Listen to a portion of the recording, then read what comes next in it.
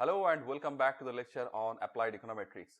So we have been talking about multiple regression, and in the previous lecture we have seen something called Simpson's paradox, and we ran a regression where we had our independent variable age and independent variable exercise, and whereas our dependent variable was the cholesterol level.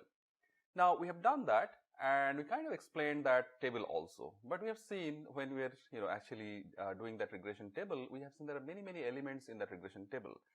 And we decided that we will actually talk about these different elements in the regression table in the next lecture. So this is what you are going to do in this lecture. We will basically talk about the different elements in the regression table. Now let us take a look at the regression table.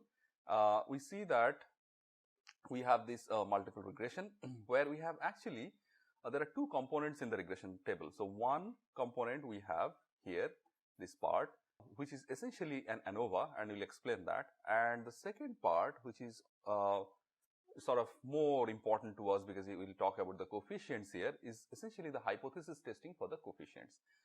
So let's first start with the ANOVA part. So the first component of the regression table. So let us see what we see here.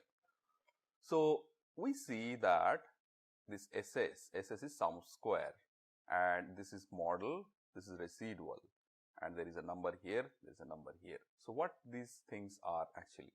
Now, if you go back to the concept of regression and where we actually drew the regression line, you remember that we had this sum of square explained by the model. So you have that y bar and y hat. So that difference was something that is explained by the model. And that part is essentially is something that kind of tells you how well is your model is. I mean, if it is able to explain a lot of these variations, so then your model is good. But if it is not, then perhaps we will have to rethink. Whereas the residual is essentially the difference between the actual yi and the y hat. So what my model is not able to explain, the real data, that part, which part is not explained by the model, is the residual sum of square. So these two components are essentially talking about that. So this part is sum of square, which is explained by the model, and this part is sum of square, which is not explained by the model, which is residual. So we can also say, sometimes we have used this notation, sum of square explained, and this is sum of square residual. All right. So this is essentially whatever we have actually seen when we drew that line and we sort of divided these error terms into different components. Essentially, that is what exactly represented here. Now that is the first part.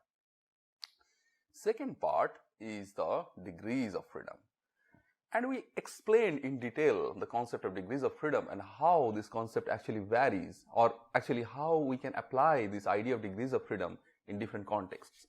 So when it comes to model, you have to be very careful here. When it comes to model, we're actually talking about, we are actually taking the number of explanatory variable as the degrees of freedom. So I have my two explanatory variable here, exercise age, and my degrees of freedom is equal to 2.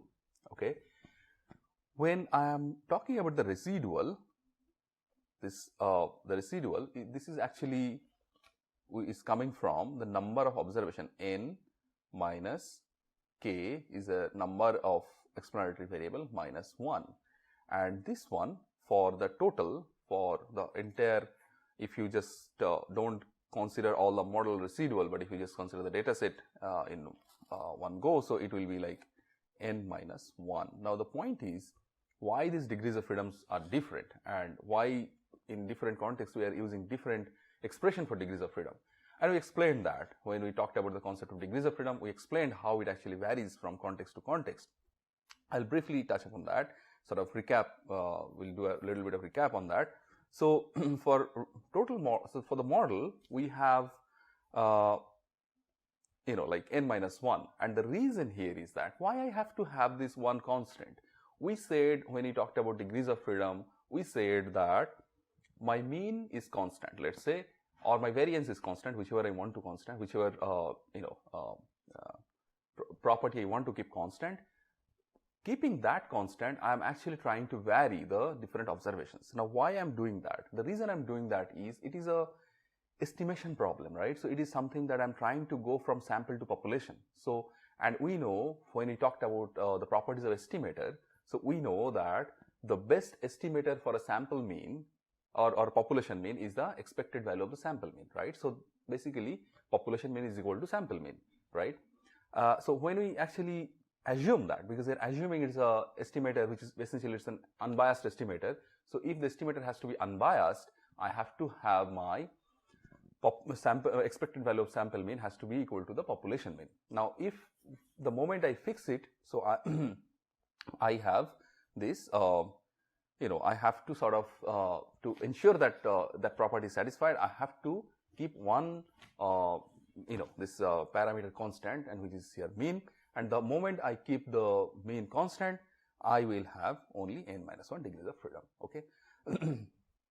And model we have explained that it will have number of explanatory variable, because that is the number of different sort of dimensions you can explain the variability of your model. And residual we explained in that plane how depending on the number of observation and number of explanatory variable, you have your degrees of freedom. So the concept remains same, but the expressions are different because they are explaining different things, right? Now when I want to get the like the sort of equivalent to variance, right? So when you get variance, we normally divide by n, because we sort of try to see the variation per observation, right? So we actually take the sum of square of the errors and then we divide by n, because we want to see the variation per unit of observation. Now here, so in that case I don't have any constant, so I'm able to divide it by n, but here I have some constant, right?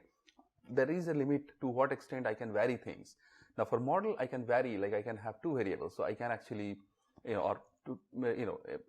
so k explanatory variables, so I can actually vary in k ways. So that is why I can divide it by k. So it is equivalent to variance, but you divide it by k, all right? Whereas for residual, you have n minus k minus 1 way you can vary the residual, not more than that, because you remember the plane where you have this constant, so you cannot go beyond that, and that is why you have to divide it by n minus k minus 1. When you do that, you got these mean values, mean squares, okay? And now these are the, essentially you divide this 27383.58 by 2 here, and here you divide 43.33 by 9 here, and here you get 1391.79, and here you get 4.81. So that is what you get. All right, now we have to actually and here also you get this you essentially add these two things up, this 2 sum square, and we know that SST is essentially equal to SSR plus SSE, and this is nothing but my SST. Okay, this is SST, and this is my, as I said, SSE, and this is my SSR. All right. Now we have, and of course you divide this one also with the degrees of freedom. Now we have got the first part of the table. Now we have to understand the second part of the table, how we have got all these different estimates of f, what we mean by this, what we mean by this one, what we mean by r squared, what we mean by adjust r squared, what we mean by root MSE. The number of observations is of course given. We have seen in the previous lecture that we are only dealing with 12 observations. All right. Now let us try to understand each of these different terms. Let's start with the first one, f. So F distribution, if you know, so F distribution is a probability distribution where you plot, basically where you see the probability of F statistic to take different values. So how do we really draw it? So we draw it, let me actually use it, we draw it, let me clean this up. So usually we have the F distribution looks like this. So we have this axis here, let's say we have probability, and here we have F statistic value, and we have something like this. And the reason we have this kind of distribution is that F statistic is nothing but a ratio of variance,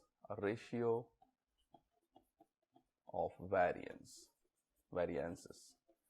So in numerator you have a variance term, in denominator you have a variance term. When you're actually getting the ratio of variances, now variance we know that they are both positive, right?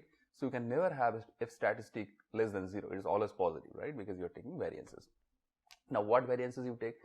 So if a distribution, there could be like, in different contexts, you can take different ratio variances.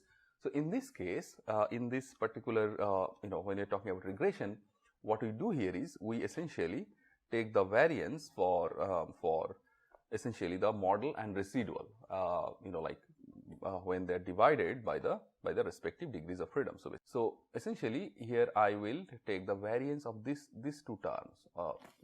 These two terms, I will take these two terms, and I will try to see the ratio of the variances. Okay, so if I do that, so I have 1391.79. so let me actually use the Excel sheet to actually do this. Okay, so let us do this.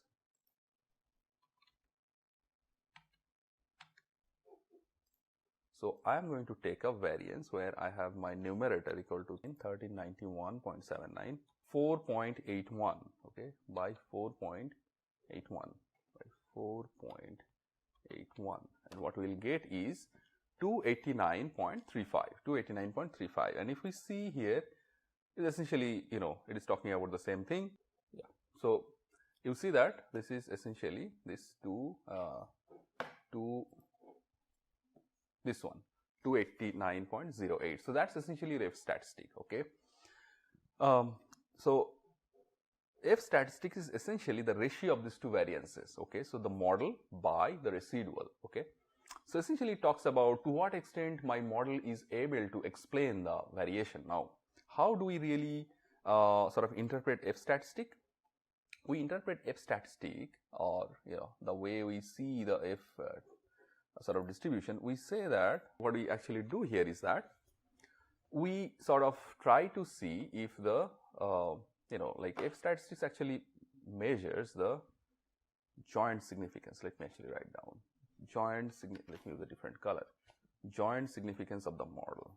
Joint significance of the model. Okay, that is what F statistic does. So now, how do I actually how do I actually express that? So by joint significance of the model. So let's say I have a model where my say y is equal to say beta 0 plus beta 1 x1 plus beta 2 x2 beta p xp. Okay, and if that is a model, so my joint significance of the model would say that h naught would mean that my beta 0 is equal to 0, my beta 1 is equal to 0, my beta 2 is equal to 0, and all my betas are equal to 0, so that my model does not have any explanatory power. So I can write it down like beta p is equal to 0. So none of them have any explanatory power. But the moment you have any of the coefficients with any explanatory power, your model is actually having some explanatory power. So then you will reject the null hypothesis that your model does not have any explanatory power. Your F stat is, so essentially your alternative hypothesis is any of the beta is not equal to 0. So that is alternative hypothesis. So the moment you have any beta, any of this coefficient coming out to be significant, your model has some explanatory power. And the moment your model has some explanatory power, you reject the null hypothesis, and you reject it using your F statistic. Now, how you do that? So essentially, if you again go back to this, so what you do is, so there is a critical value like any other distribution. So it depends, your critical value depends on the degrees of freedom and the confidence interval. So what if your F value, say F, so your whatever F statistic you have got, if that is a statistic, if that goes beyond this F critical, so then what we say is that we sort of calculate the p value. P value is the area which is right to the F statistic.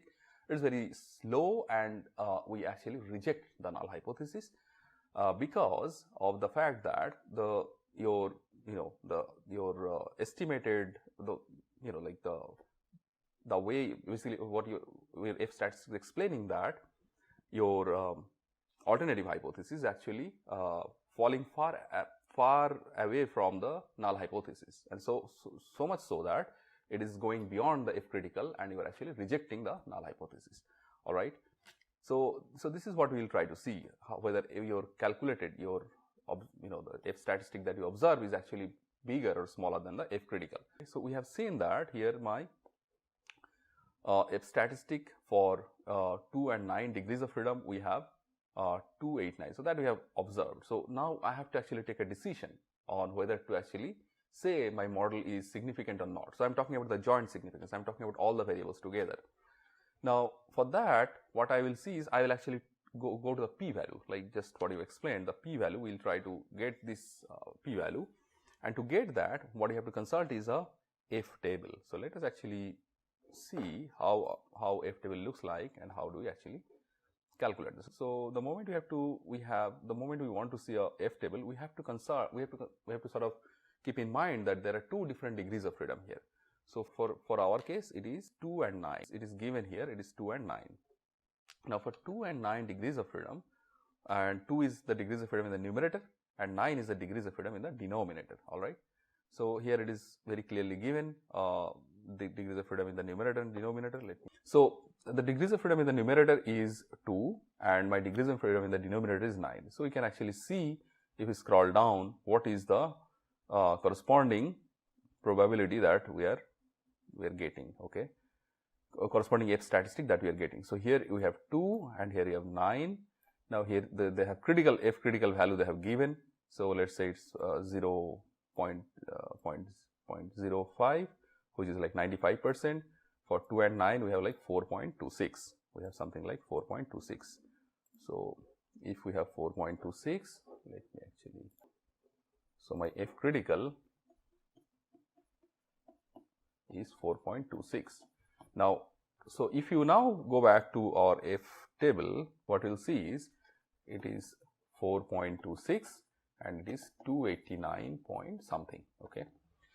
Now, so it is very clear that my F statistic is falling far ahead of my F critical, and then my model, if my F statistic is far ahead of my F critical, then I would say my model is significant, because my model has some explanatory power, because the p-value is really low and it is not really able to sort of, we cannot really attribute to, the variations in the model to all randomness, right?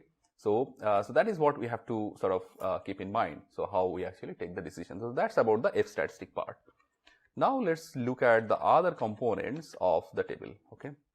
Now we come to R squared. Now R squared we have already explained. R squared is rather simple thing here, and it's just a ratio, and it's a ratio of, so R squared is nothing but the ratio of, R squared is nothing but the ratio of sum of square explained by sum of square total, because we know R squared is kind of talking about how powerful our model is. So if my model is able to explain all the errors, all the variations, so then my R square is actually high.